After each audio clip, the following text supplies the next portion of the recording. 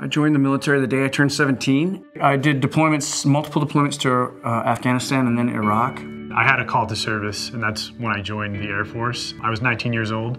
I was stationed in Sasebo, Japan, but I was only there for a year before our station chief came and said, we need someone to deploy to Afghanistan. So I volunteered to deploy, and he chose me. From there, I got orders to the USS Eisenhower, which is an aircraft carrier. In 2009, I was wounded on a mission trying to rescue an American serviceman. I had 18 surgeries on my legs, and I really had a difficult time mental health-wise. Worked odd jobs here and there, and then started my nonprofit, which takes care of working dogs, because dogs had saved my life in combat on multiple occasions. I spent 2 years out in Okinawa. Around that time, I realized I wanted to also pursue my own education. When the ship was underway and all my work was done for the night, I would just kind of sheepishly open up the Yale Eli Whitney Students Program webpage.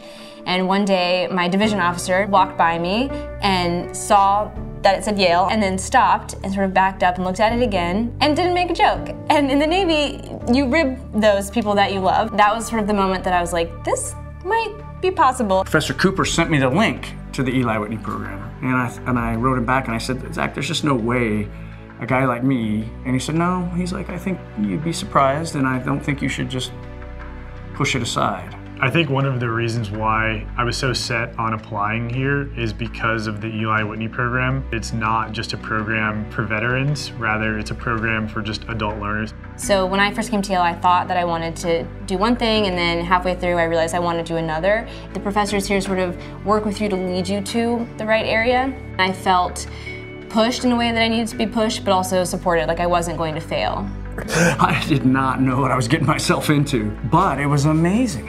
I felt this excitement about academics. I really like that I'm not locked into some very strict plan. Veterans Day happened during that first semester, and I remember showing up at a lecture and my classmates had signed a card. There was one of my classmates, a young woman, who approached me after class one day and said, you know, I'm really glad I'm here with you. And I said, why? And she said, my great uncle was a student here at Yale, and then World War II started, and he left and he went to fly planes in the Pacific. And so I feel like I'm finishing kind of for him, and you're a veteran and you're here too. That is the type of moment that I've had here at Yale that is difficult to quantify. If you apply and you're accepted, there will be a community that's waiting for you here with open arms. When I was accepted here, I immediately had veterans to connect with to let me know how to use my VA benefits. Yale offered me an extremely generous financial aid package, and because of that, I was able to not use my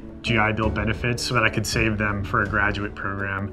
And I don't think I could have done that at any other school besides here. The topic of my senior thesis is pretty specific, so I reached out to a handful of professors at the Yale Law School, and I ended up finding one who was intimately familiar with the topic that I was writing about, and he agreed to take me on. The day that President Biden announced that we would be leaving Afghanistan, I was asked to go on Anderson Cooper's show, and I said, you know, it's very difficult. I said, but the thing that is helping me is we need to do an after action. And I said, a place like the Jackson Institute at Yale is a great place to make that happen. And they got it done. The fact that Yale would take an opportunity, turn it into reality very quickly, I think it's amazing. I would tell veterans, don't treat this as your next objective. Just be ready to explore and change your trajectory. You might not end up exactly where you're planning, and that's okay. I'm with these young kids that are just busting their asses to get things done and to contribute to humanity and to solve problems.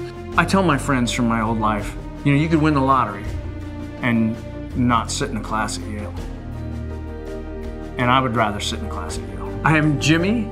I'm a Yale junior studying humanities. I'm Hillary. I graduated with a degree in political science. I'm Alec.